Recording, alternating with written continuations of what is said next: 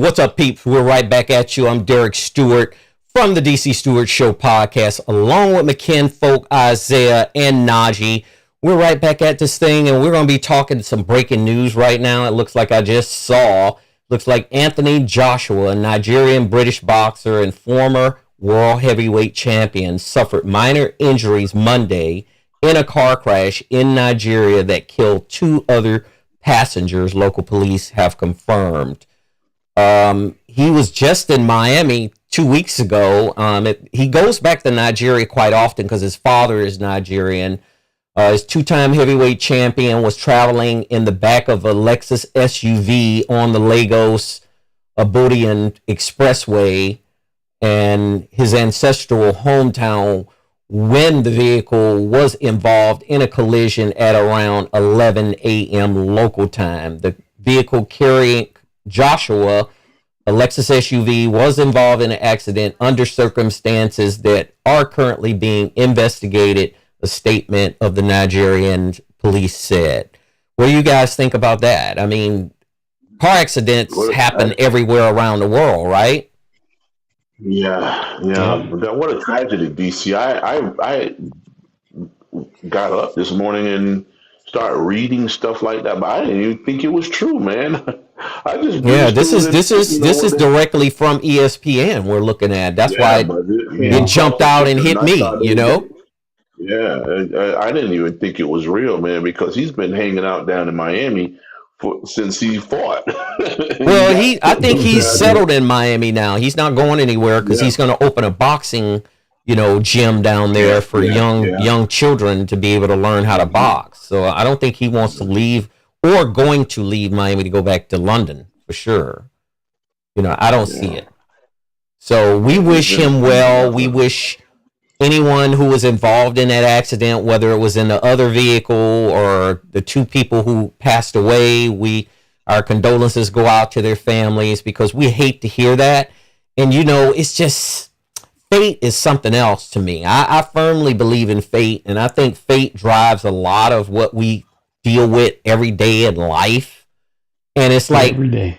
It's a terrifying event when you see cars and trucks and buses and different sizes of vehicles driving up and down surface streets, up and down freeways, all over the place. And it just makes me wonder, people's attention span is so short and narrow now. People look down at their phone, they make up their face in their mirror, their flat mirror that hangs down their sun visor. People a lot of times just don't pay attention, and they do need to pay attention because when you're driving, you need to be 100% concentrated on driving. So we wish Anthony Joshua well. He only suffered, according to the report, minor injuries. So we'll keep up with that and we'll follow up with that for sure.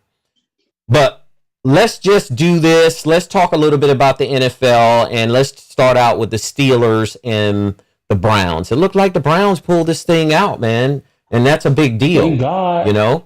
That's a huge deal for the Cleveland Browns. And Shedeur, he threw a pick.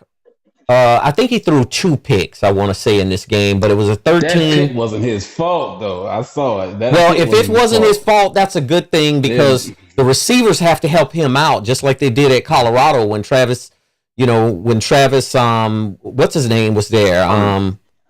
Hunter. Yeah, when Travis Hunter was there, and when all of those other receivers were there, they came back to the ball. When he was scrambling and running, you're supposed to come back to the ball, and that's something that good receivers do.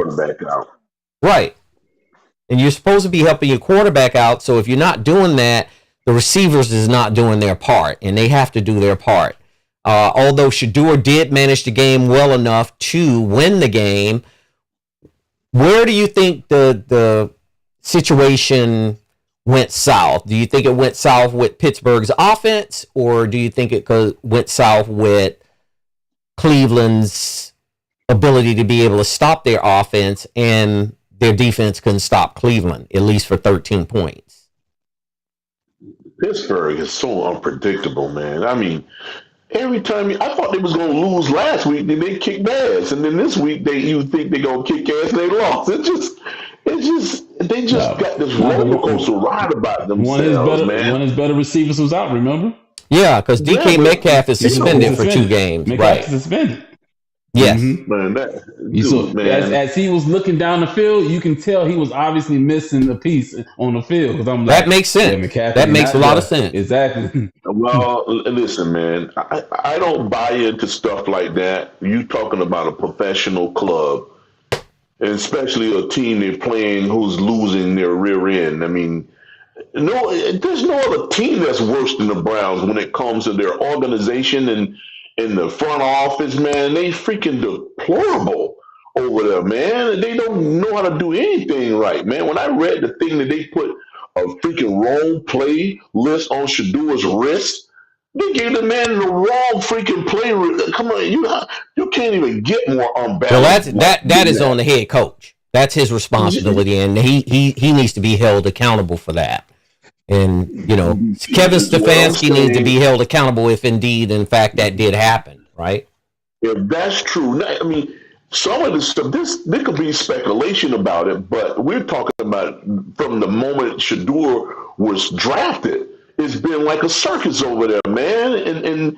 And I'm just saying this about Pittsburgh now. That's what the ultimate thing is. That's what we're talking about is Pittsburgh, yeah. Right, but I'm saying as despicable and deplorable the Browns are, and they still managed to beat Pittsburgh, it just shows you that roller coaster ride that's going on with Tomlin, man. It's just damn. Because you lost the receiver, I still don't think you let a team that's damn sorry beat you, man. You got to find a way to win these games. If you got one of your top receivers out, you have to make some type of effort to make an adjustment to combat the fact that you ain't got your superstar receiver there. You got to do something else that's going to offset the opposing team's defense where you can go and be successful. It don't work like that. You got professional athletes on that team. The next man's supposed to step up. The coach is supposed to go in there and make adjustments. They're supposed to do whatever they can to win a game, such as this one. It ain't no way in the world they should have lost that game, man. No way. I'm so proud of Shedeur for being able to pull off that win. But for Pittsburgh, man, it's sad. It really is, man. I don't know what to say about them. I mean, Tomlin's still going to finish with a winning season. He's never had a losing season over there. That don't mean nothing. I mean, he could keep having. He could have 20 more winning seasons, and if they can't make it to the tournament, to the playoffs, that's problematic. I just see it that way. That's just on from me looking at you right now, man. It's just ugly to me, and to let a team of this sort beat you. I mean, even without your best player, you should be able to beat Cleveland. They should be able to figure out a way to get past Cleveland. That's my point exactly. Yeah. That's my point exactly. But the thing is, the way how y'all looking at it completely different. The reason why Cleveland is so bad is because they are so discombobulated with their offense. You see, they went through 3 quarterbacks in one season, 3 or 4 quarterbacks in one season. Their defense is actually the top 2. The defense is top 2 in the league. Najee. That ain't just no damn offense. The entire administration is the part. No, I'll give you that. I'm talking about what's on the field. Forget the administrative. We're talking about this on the field. Their offense is discombobulated. Their defense is top 2 in the league. Their defense is awesome. They just suck on offense because they got nothing going on because they're stupid, basically. They're stupid because the offense is trash because they got no stability on offense. Defense, they are top 2 in the league. And then your best weapons on offense is not present. You're going to struggle. Well, TJ Watt has been out. Their best defensive player has been out injured as well. So the best defensive player on Pittsburgh is out, and then the best offensive player to me with DK Metcalf is out. But you still have to find a way to win if you Mike Tomlin. There's no excuse for Mike Tomlin to make this up to say that, look, we let Cleveland score a touchdown on us and beat us 13-6. That's just not acceptable. And something's got to change with that, because Aaron Rodgers, to me, and Isaiah and myself had a conversation about Aaron Rodgers the other day. Aaron Rodgers want to win, man. He ain't there to play games. Right. Aaron Rodgers want to win. Aaron Rodgers is not there to try to undermine anything, you know? He know his window is real short right now. Yes. It could be this season, it could be next season. He know that window's short. Yeah, but his entire career has been like that. Aaron Rodgers is a damn stud. He's a winner, and he's always been a stud. He's not out there and a winner. Nah, man. Aaron Rodgers is out there playing ball, man. And I actually remember DC. I was pissed when he left New York, because I want to see him play a full, healthy season over there. And at the end of the year, he came back and he was playing well. And then they didn't give him the third shot, because the first year he got hurt and he couldn't play at all. Second year, he came back late and he started winning at the end. But then they were saying, oh, we're going to go ahead in another direction, and they got rid of him. And Pittsburgh made a wise choice of bringing him in. They just should have had a good quarterback. They should have drafted a rookie quarterback for him to kind of, mentor that rookie quarterback. Yeah. I think they should have took Shedeur, but a lot of people might not agree with that. But they should have took Shedeur, because Shedeur would have been able to learn under Aaron Rodgers, and he would have learned some of the best techniques to learn. There is no other quarterback in the league I would want to learn under other than Aaron Rodgers, right? Yeah. Mm-hmm. So here's the standings for the AFC North. Pittsburgh was out front, several games ahead of everybody else. Now they done fell behind, to me, at 9-7. They're at a 563 winning percentage. The Ravens come in at 8-8 at a 500 winning percentage. And the Bengals and the Browns are out of it. The Browns are 4-12. So that's another stain on them, to let a team that's 4-12 beat you, because that, to me, is a stain. Now, the Baltimore Ravens and the Pittsburgh Steelers are going to face off this coming weekend, right? Yes. And when they do, I'm going to go ahead and make a bold prediction now that Baltimore is going to win that game. They're not going to be able to stop Derrick Henry. Do you guys agree with that? Of course. Of course. I'm already going to say that. Why would I go against that? That's crazy. I'm not going to say anything different. They're not going to say anything different. Watch what's going to happen. Pittsburgh going to win. You watch. They're going to win this game, because we're thinking they're going to lose. Watch they win. They're going to win this game. You watch. I don't believe it. I don't believe it until I see it. Metcalf's still going to be out, too. And Metcalf's still going to be out, because he's suspended for 2 games. So because Metcalf is not going to play on the 4th. Which is Sunday. So if the Ravens can shut down, Pittsburgh don't even have a running game. That little guy, Jalen Warren, the little running back they got, he's a pretty solid running back. He's respectable. He's respectable, but he was no Najee Harris, or he was no Franco Harris, or he wasn't even close to Rocky Bleier. So I'm just putting it out there like that I'm going to make a bold prediction that the Ravens are going to squeeze this game out and win the AFC North division. Does that make sense to you, Isaiah? It makes sense, but I'm telling you, the way that thing worked with Pittsburgh, every time you predicted them to lose, they wind up winning, and that's what I'm thinking this week going to happen. The odds is not in their favor, but watch, they're going to win. They'll win. You watch. They always seem to find a way, right? Yep. So let's move on to the AFC East, because I'm really interested in the AFC East. I'm very overly impressed with New England.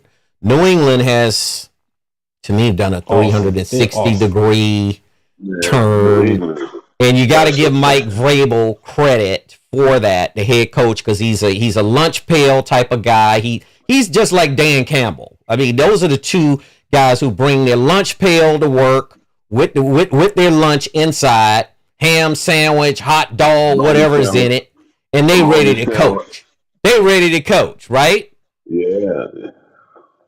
So, with that said, New England has won the AFC East even over Buffalo, because Buffalo ended up losing over the weekend. Yeah. Yeah. And Buffalo, to me, that's a meltdown that I couldn't believe. Closed out that window anyway. And I thought that was so dumb that they let it to a 2-point conversion to beat them guys. I'm like, man, get that field goal, go to the Overtime. beat them guys. Yeah. Because Philadelphia didn't even score the whole second half. They didn't. So take that thing to overtime and beat them. They had the 13 points they scored. 7 and 6 was first and second quarter. They didn't score none in the second half. They didn't get a field goal, a safety, or nothing. So you mean to tell me when y'all was able to push through, you don't think maybe you should give yourself a chance, not go a 50-50 chance? Man, they should have took it to overtime and beat them. I agree. And you know, that's, I mean, that coach, he's gonna be, I mean, they've given him a lot of time. Buffalo's coach. And I don't know what to say other than the fact that they've had opportunities. Kansas City is out of the fold. Sean McDermott. I was looking for his name because my mind just went blank real fast. But Sean McDermott, he's done a great job at Buffalo, but the ownership and the fans have to ask themselves, can he really get them there? And they're not out of it. They're not out of the playoffs. They have a chance to get in and start running the table. You know, the only two teams I feel that can beat them in that conference will be the Patriots and the Ravens. That's it. Yeah, when you talking about the Steelers, I feel they can beat the Steelers. The Colts was in there until, you know, of course, the quarterback got hurt. So I mean, what's his name? Daniel Jones. When he got hurt, that blew all the chances they got. So it looked like the Jaguars were going to finish that division already. Right. So those are the only two teams I can actually see beating him is the Patriots and the Ravens. Now, if you already got Mahomes out the way, let's go ahead and take it to the Super Bowl if you can. But they're not going to do it. They're not going to do it. They're not ready. They too inconsistent. And if they got to play a team that has a dominant running back, they will lose because they passing defense is pretty good. Their rushing defense is god awful. I mean, if Derrick Henry was playing them Saturday, he would have got them 216 yards on them easily. So, Isaiah, let me ask you this.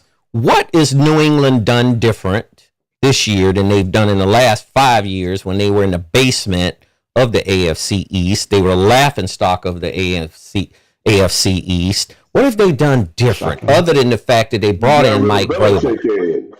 They got rid of Belichick. That was the first step. Well, they got rid of and then they just changed it because, you know, one thing you could think about Bob Kraft, he's going to put the type of money that is, you know, you need to bring in players, and just having a stern organization itself. That's the first part of it.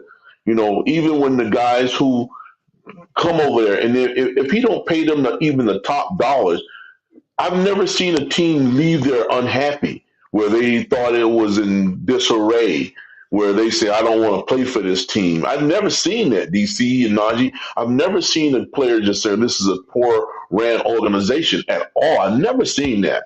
I mean, they used to pick up little scrap players and get them to play and didn't pay them that much, but they was happy as hell over there, man, because of the way they conduct business. So that's the first part of it. Super Bowls.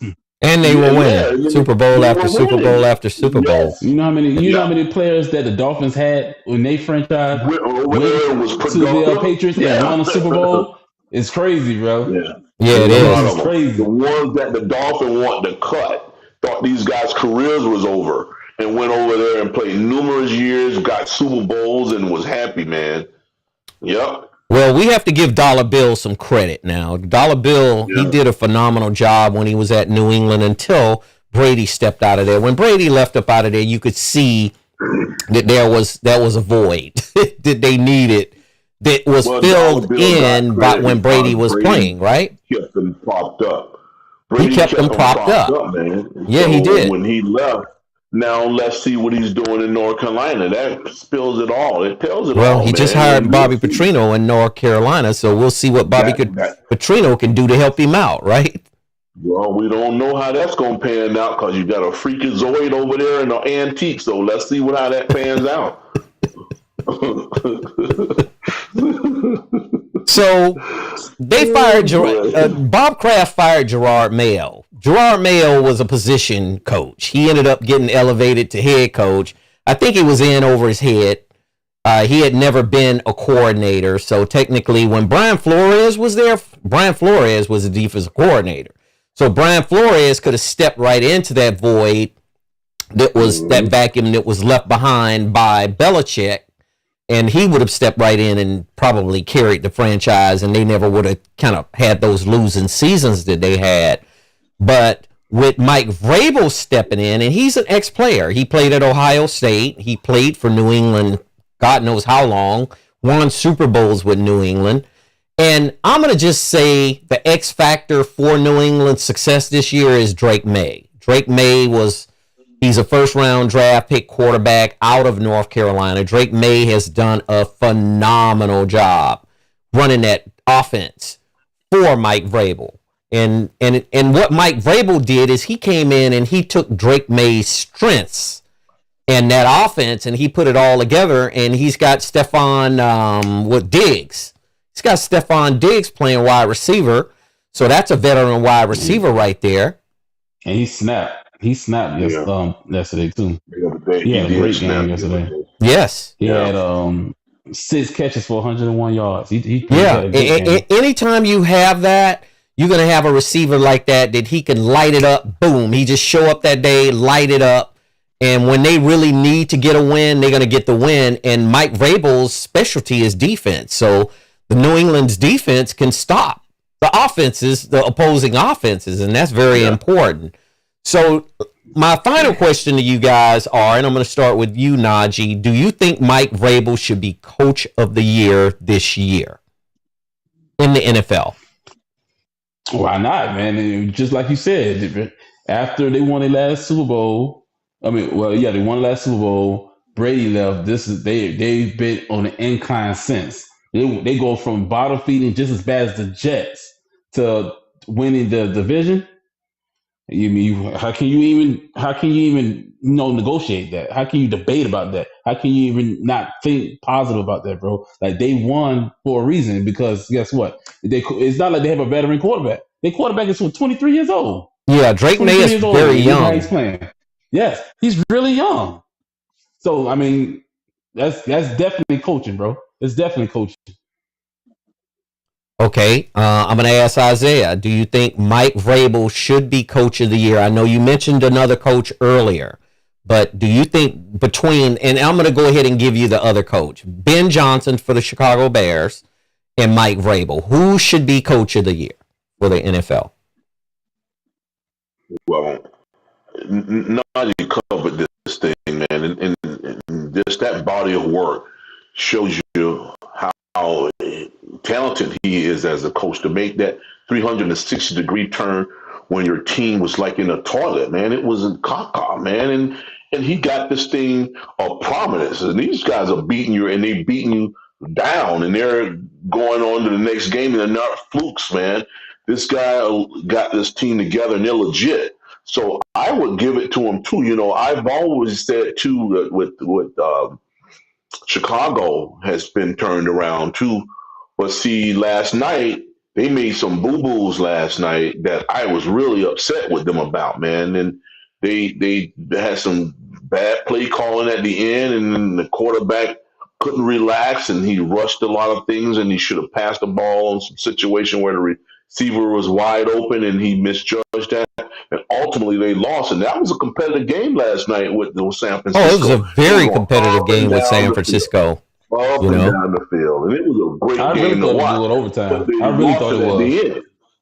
Yeah. That was one of the best games of the damn year, man, to watch that game. They was going. And you got to admit, Caleb Williams, man, he has made the difference. The quarterback for Chicago, just like Drake Maye has made the difference for New England. You got to give Caleb Williams a lot of credit because he's operating Ben Johnson's offense.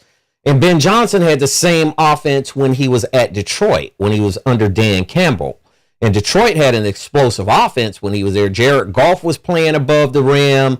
I mean, you got St. Brown was playing above the rim, the wide receiver. Jahmyr Gibbs is his name. I'm sorry, I mispronounced the first name. He's super good. I mean, they had a lot of talent at Detroit, and then he just took his expertise over to Chicago, and he was able to parlay that in with Caleb Williams, and they got some good receivers too. I mean, at Chicago, and them boys catch that ball, and then Chicago's defense is super solid. You know what I mean? Mm-hmm. So I would go as far as to say that I think Mike Vrabel should be coach of the year, and here's why. Mike Vrabel took a franchise that was a bottom feeder, just like Najee just explained. They had no hope until Bob Kraft decided, look, I'm going to hire an ex-player that used to play here. He understands the culture. He understands the tradition. He understands everything about the Patriot way, the Patriot organizational way. And he took that and he turned his team within technically a year. I mean, I would say a year. It took him a year to put this team on the right course to win the AFC East, because they wouldn't even been close if Gerard Mayo would have stayed there. And no slight against Gerard Mayo. He was a position coach, and Bob Kraft wanted to give him a promotion, and I think it hurt him more than it helped him. You know, sometimes, you know, they set you up to fail, and I don't think Bob Kraft intended to do that maliciously to set Gerard Mayo up to fail. But he put him there, and he just wasn't ready for a head coaching position. He might be ready at some point to be able to have a coordinator job or a head coaching job. But I would easily say Mike Vrabel is coach of the year. If I was voting, I would vote Mike Vrabel. Now, with Ben Johnson, he's super, super close coming in at second. You know, and like you say last night, if Chicago maybe could have pulled that game out last night, there would maybe have been more conversation to justify, you know, in the case of Ben Johnson winning it, right? Yeah. Yeah. So both of them are doing great jobs, man, and they're, you know, there's room for them to be at the top of the list. Absolutely. Absolutely. I want to shift gears here, and then we'll come right back to the NFL. It looks like Cam Newton, and there has been reports lately that he has pretty much said that black ex-NFL players, that black players are not given the same opportunities to be commentators as white players. Isaiah, I'm going to start out with you. Do you agree with that? Don't know. I don't know that fully, DC, because I see so many on there. I mean, I know they sure the hell's not making the same kind of money, but in his case, I'm not talking about other. I'm saying in his case, it's all about how you look too, man. I mean, it's appearance, right? Yeah, and that's because it's a job that you don't just show up with your own personality that you created, your own alter ego. I don't think they hire people like that. I don't think it has anything to do with being black specifically. I just think that if Cam Newton was on the clean cut side and he wore suit and tie, he played football. When he played football, exactly. He's got this image that he's trying to portray where he's so-called keeping it real.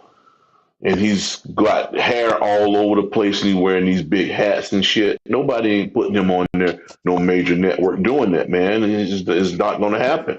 So he can keep saying it all he wants. I mean, he's trying to bother himself in with other people, man, because the clean-cut brothers that's on there and the ones who's wearing nice suits and stuff, they're getting hired. I mean, look at Jonathan Vilma, handsome guy, well mannered, speak well, and stays in shape, and he's got a job, and he's gotten plenty of big jobs like that. Robert Griffin Jr.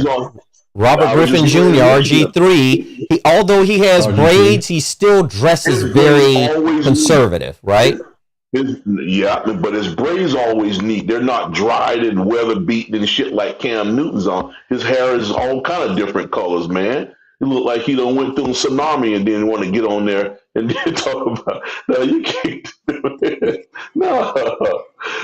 Well, first of all, in my opinion, you have to have all of the right things in place for you to be a candidate to be in the running for that. And then if you have all of those lined up, if you have all of those dots in the right place, and then you get denied, they don't call you, or you get passed over, then you could maybe say, look, I mean, it's something wrong here, right? Is something wrong if everything is in place? But Cam is an eccentric guy. He's very eccentric. And eccentricity can work. I mean, it could work in certain cases. But as a commentator and being in that media at that level, specifically for the last 40 plus years that I've been watching football, from the late 70s on into the 80s on into now, I've never seen an eccentric person that dressed different and that have hats and his hair the way it's being. And trust me, this is no slight on Cam Newton. I highly respect Cam Newton. I like Cam Newton. I think he was an excellent quarterback when he played. He was all pro year after year after year. And I'm not throwing any shade at Cam Newton about this. I'm just saying that there's a protocol that you have to follow in order to be in the running for this kind of stuff. Right, Najee? I agree. Yeah. You can't go out, just like you said, you can't go out there keeping it real, have your own type of fashion and you not speaking properly and all that. You can't have this. It's not professional. They already know what their viewership is, and it's not that. So with him doing his podcasts and being with Shannon Sharp and all that, that fits him perfectly because he can be himself. That's the reason why people have podcasts and why some people have stuff on TV, so you can be yourself. You can't be yourself the way you want to be on that type of network. You can't. Yeah. Yes. Let me give you guys something too. Remember Stuart Scott, the late Stuart Scott? I remember Stuart Scott. Yes, I do. Stuart Scott brought all the slang. He brought all the slang that you can imagine to the forefront of that type of commentating. You know, he brought all of that in there, all of that. But if you look at his appearance, man, he was well groomed all the time, clean shaved, and that's what it's about. That market is huge, man, and they're not going to alter that market just to have you on there with your hair looking all crazy, man. They're just not going to do it. If you were to remain that way, fine, but there's a market for that too. But for what he's talking about, they're not letting them in that circle of market where you got to be clean cut and shaved and have your hair looking up to that standard, man. I mean, they're just not doing it. I mean, RG3 is a guy who's always wore braids in his head, but it's always neat and clean looking, man. Right. It's downward. It's not all over the place. And it's look nice, man. I mean, it always look nice. So they can deal with something like that, but to have your hair all, you know, if you even on the side of him, if he twists his head one way, you might get a beaten by one of those big dreads that he's got in his head. So come on, man. They're doing it. We'll close it out with leaving it at this. It's a corporate element to commentating in any sport, professional sport. I think it's the sponsors and the corporate sponsorships and all of that. I think that plays a role in there. I don't know how much role it plays, but it does play a role with these sponsors and these people who are buying advertising space to have someone that want to gain the biggest audience in terms of how many people watch a game and the two announcers who are announcing it, right? Yeah. His way of doing things, DC, is one of the reasons why he don't get that phone call to be in the NFL. He want to do things his way. And he's pissed off right now to see Rivers get a phone call at 44 years old. And I really want to see him play as long as he could. But they're not doing it, man. It's the way you being forceful and aggressive about stuff. And when you're getting paid by somebody else, they're not letting you do just what you want to do. And that's his problem. Yeah. Well, each team has a prerogative to call whoever they like. Now, Phillip Rivers ended up 0-3. I thought he played fairly well in the game that I saw him play in. He stood back there in a shotgun and he threw it just like he threw it when he was playing in the league at the highest level. To me, some similarities were there. But I agree with you that you can't just I think it's a situation where Cam Newton was saying that they should have called, or they don't call, athletes, and why didn't they call him? They don't have to call you. They could call whoever they want, right?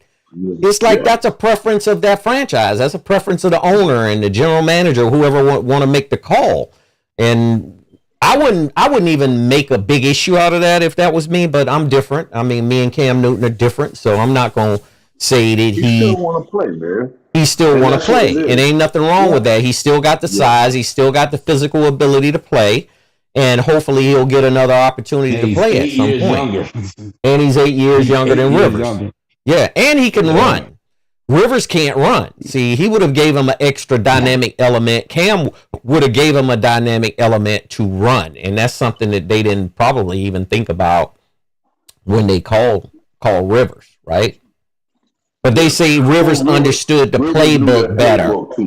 Yeah. Mm-hmm. So.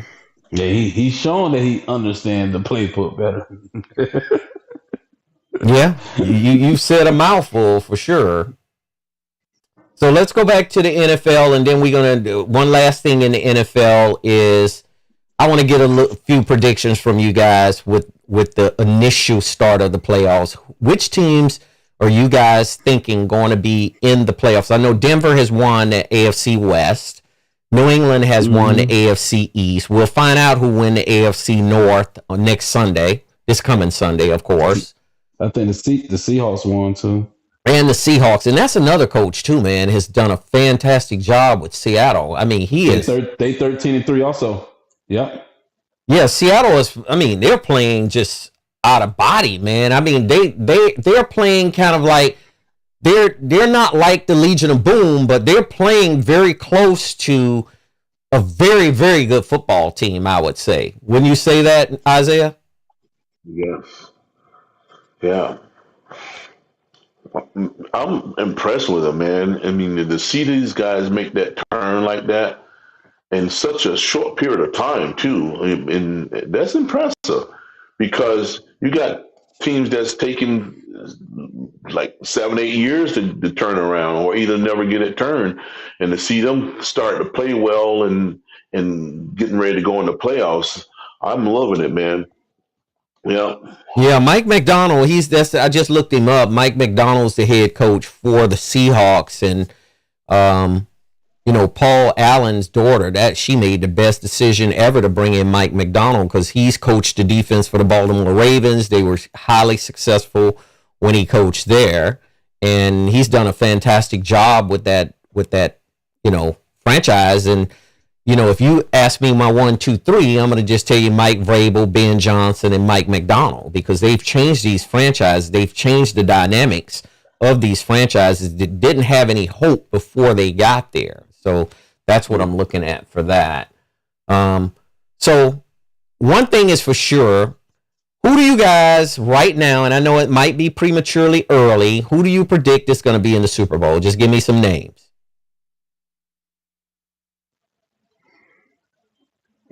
Well, that's a hard one to call, right?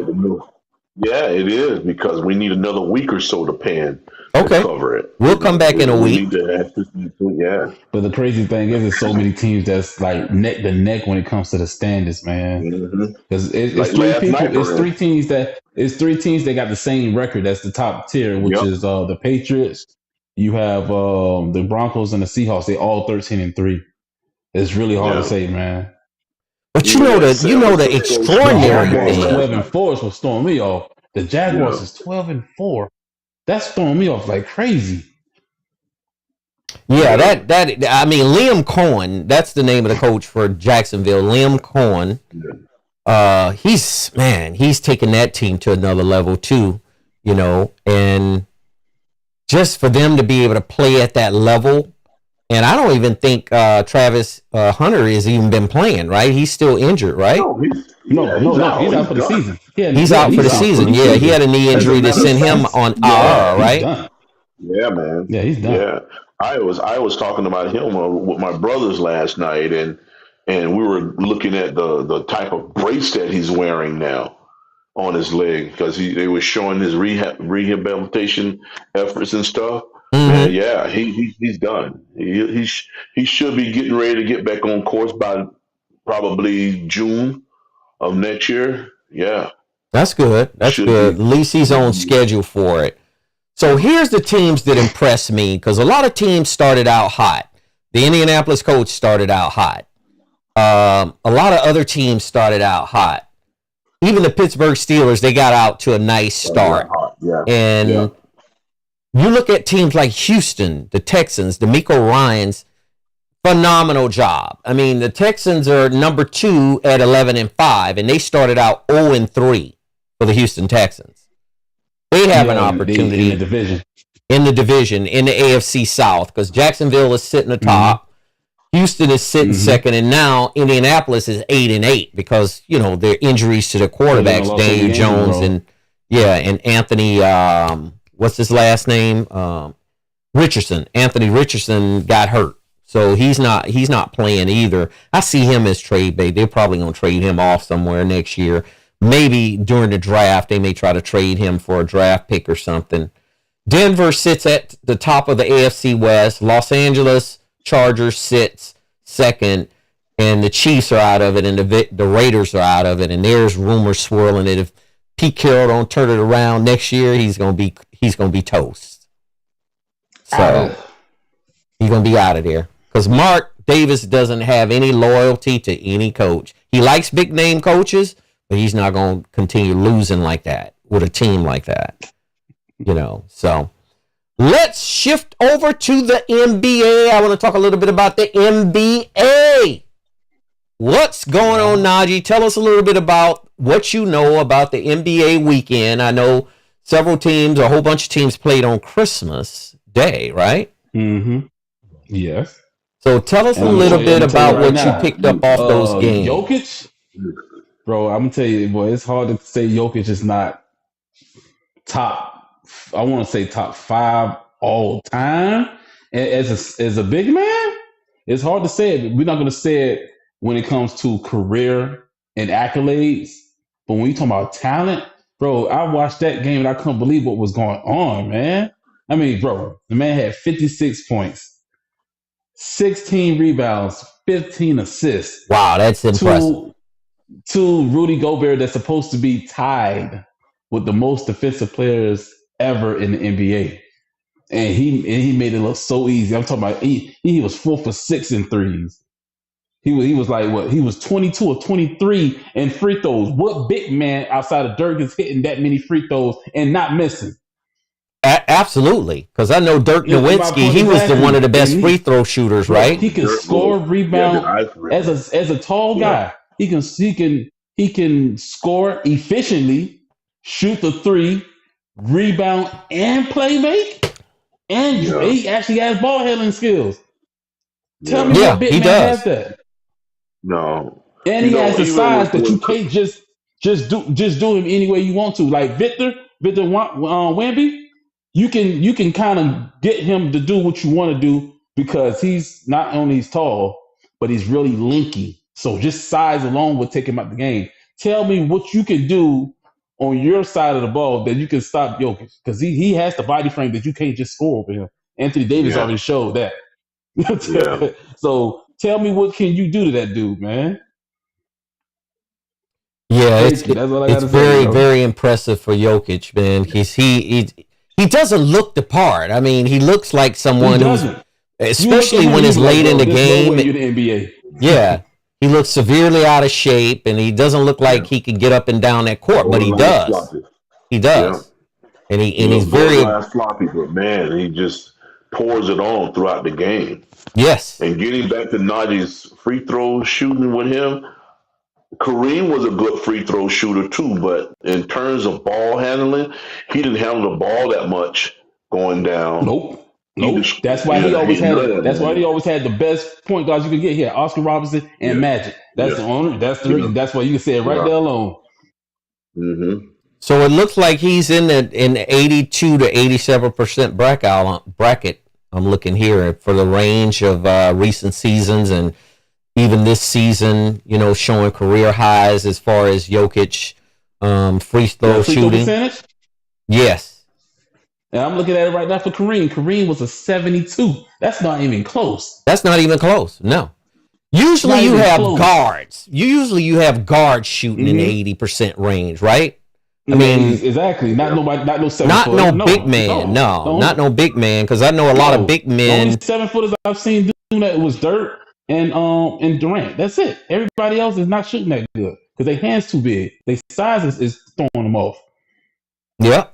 And that used to give teams an advantage. They can't get the right arc on it. Yeah, and that gave team the advantages back in the 80s for sure, that if you knew that they had a big man that couldn't shoot fouls, you just fouled him. Fouled him whenever you could. Exactly. That takes about the game. Put him on the line and he'll miss both free throws or he'll do a 1-and-1.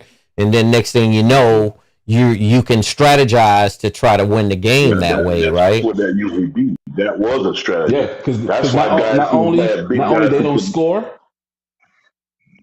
don't score, but then you actually get a rest on defense because you're not playing defense. You're sitting on the line waiting for them to miss free throws. Yeah. That's exactly right. You're exactly right, Najee. You're exactly right. Some of them guys used to take their big man out because they didn't want him to get fouled and put him up there where they can't hit their free throws.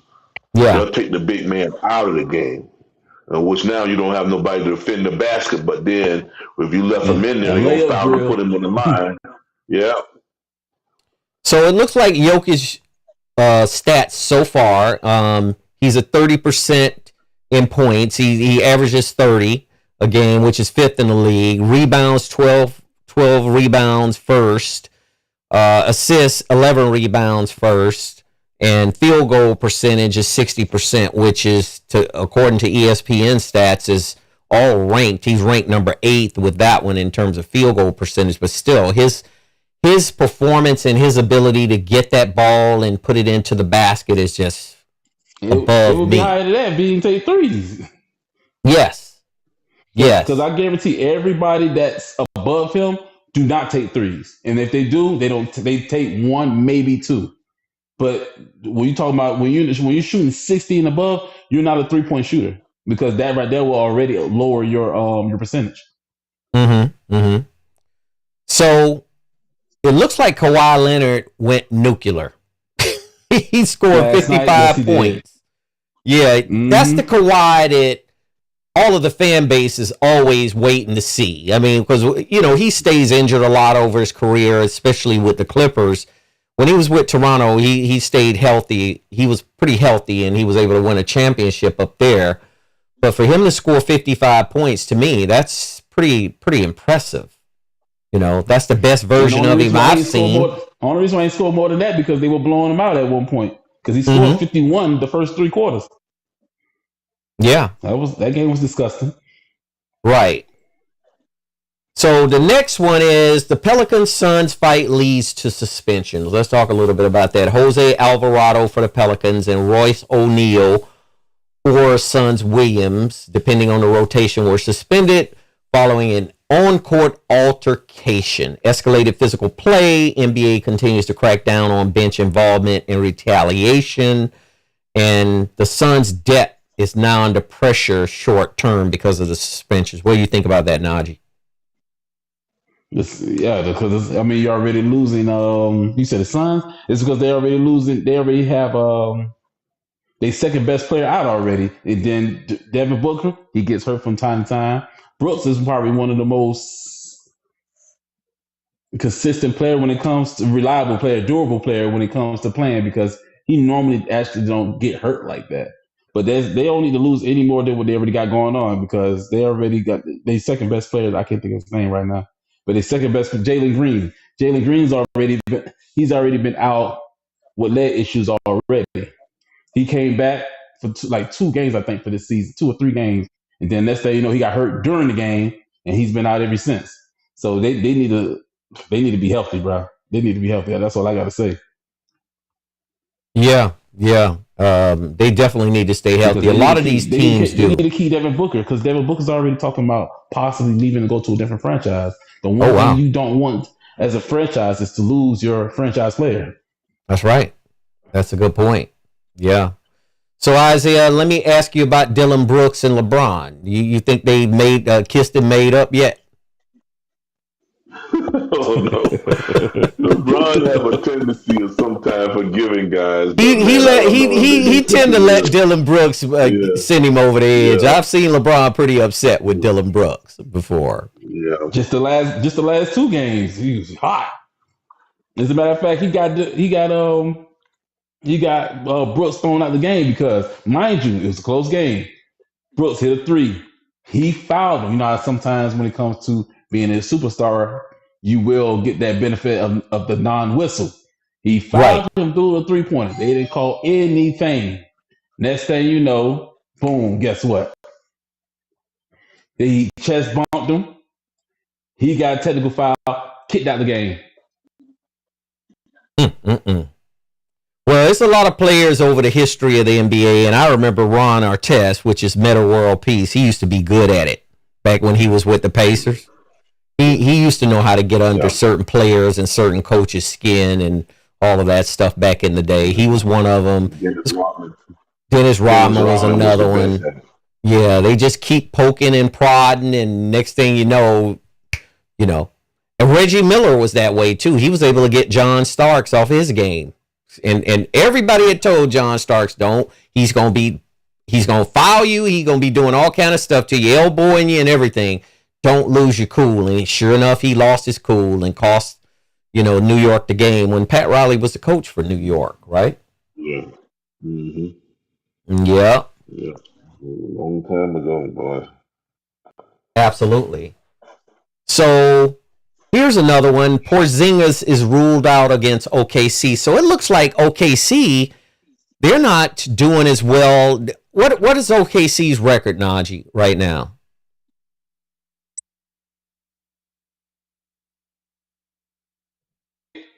They've lost quite a few games in a row because they've been playing the Spurs. But the Spurs has got their number. I mean, the Spurs know how to beat them, right? Yeah, I think it's the size difference. I really think it's the size difference for them. I really think it is. They 27-5 right now. But at one point, they didn't even lose a back-to-back, but now they don't play the Spurs a couple of times, and they've been losing since now. I think the reason why, because they've been trying to bring back in Jalen Williams, so they kind of throwing their offense a little bit, trying to bring them in, because Jalen Williams will have decent games. And Shea, you could tell Shea kind of pulls his game away back a little bit, so he can get up, catch up, get up the speed of what the team's got going on, so they can build chemistry. That's what I believe. But with the Spurs have their number. The Spurs have their number because you have Wemby that guards Chet. Chet kind of, he weighs out the game. He don't read. He's inconsistent in rebound, even though he's 7'1", but he's 7'1", but he's only like 210 pounds. So that is skinny, man. That is lean. Yeah, he really is, man. 7'1" at 200. You said 210 pounds. 10 pounds. My goodness. So you take him out the game. When you take him out the game, now all the pressure's on who? Shea. Shea he's gonna consistently give you 30 points. I'd never see him unless you're blowing our team out. He always get between 25 and 30 points. He's the most consistent scorer in the league right now. When it comes to just his efficiency way of scoring, and his drive is he already said himself, if he get anything under 30, he consider that a bad game for himself.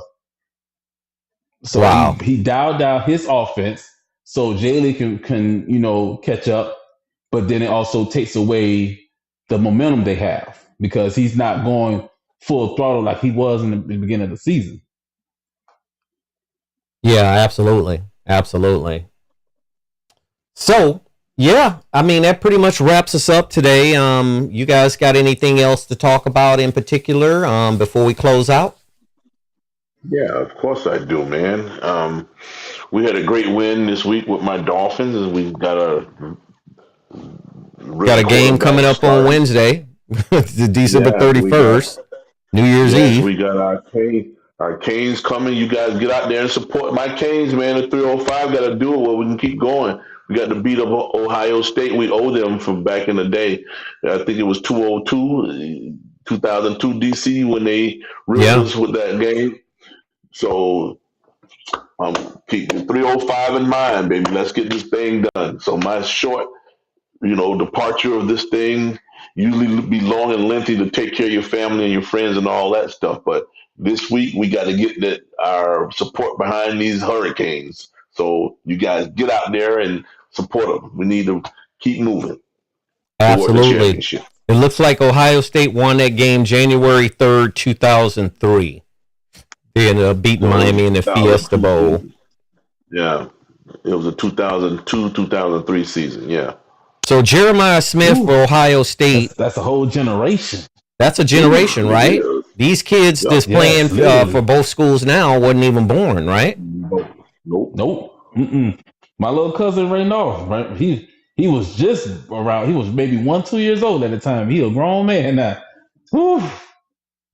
Jesus. Well, I'm starting to feel like old like y'all now, man. DC, stop it, please don't. Yeah, I know. I'm getting up there, getting old and gray. When you get old and gray, you start feeling all kind of aches and pains too, right?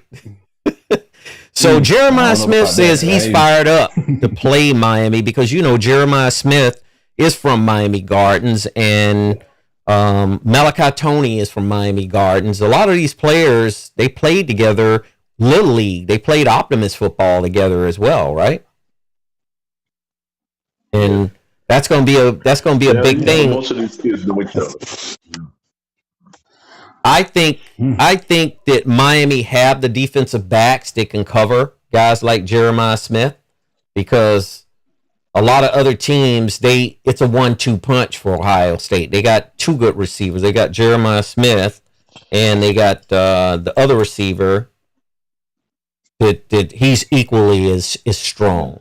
So yeah, but you know, Bain Jr. and the rest of these defenders got to put some penetration in that backfield and rush the quarterback where he can't get that ball to him. So they put him on the run.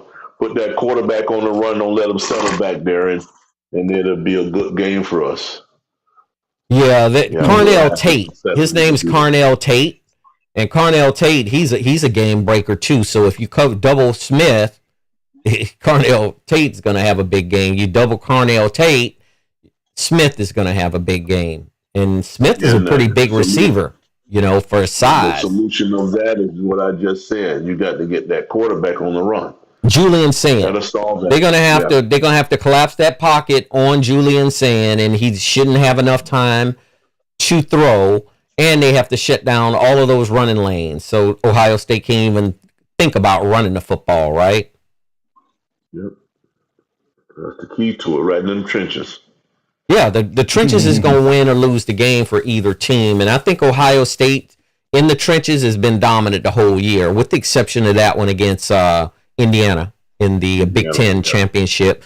And whatever happened in that game, they lost by a field goal. But either or, at the end of the day, when it's all said and done, Miami is going to have to shut down that running game and that passing game Ohio State has, and they're going to have to create space for Mark Fletcher Jr. to be able to run in. Because if Mark Fletcher Jr. can have those holes like he had against Texas A&M, it's going to be a long day for Ohio State's defense as well. And keep Carson Beck clean back there. So anyway, you want to close us out, Isaiah, and then I'll go to Najee? That was a closer. That was a closer, baby. All right. Well, let's move on to Najee then. All right. Peace and blessing, love God. Because definitely going to love you. Happy holidays and Merry Christmas, everybody. I hope you had a great Merry Christmas to everybody. And guess what? We're going into 2026. Happy New Year's. And I hope everybody if you had goals, to accomplish them, stay focused and just be positive. Stay focused and prevail. Absolutely. Well stated. I agree with everything you said, Najee, with that. Happy New Year to everyone. And we hope everybody had a really wonderful Christmas and holiday weekend, because there was a lot of people out yesterday shopping here in Los Angeles that I could see, moving around, eating at restaurants. And that's a good sign. I love seeing things like that. People were out enjoying life. And trying to live their best life. So that's the ultimate goal right there, is trying to live your best life, stay confident, try to kill the negativity in your life. Make sure you're healthy mentally, spiritually, and everything else. So we'll be doing this thing again. Miami's going to play on Wednesday, and they're going to play in the Cotton Bowl. And once they play in the Cotton Bowl, we'll have a follow-up takeaway show right after that. So anyway, we'll see you soon. Take it easy. Take care of others. Make sure you help other people. Peace, love, and prosperity. Take it easy.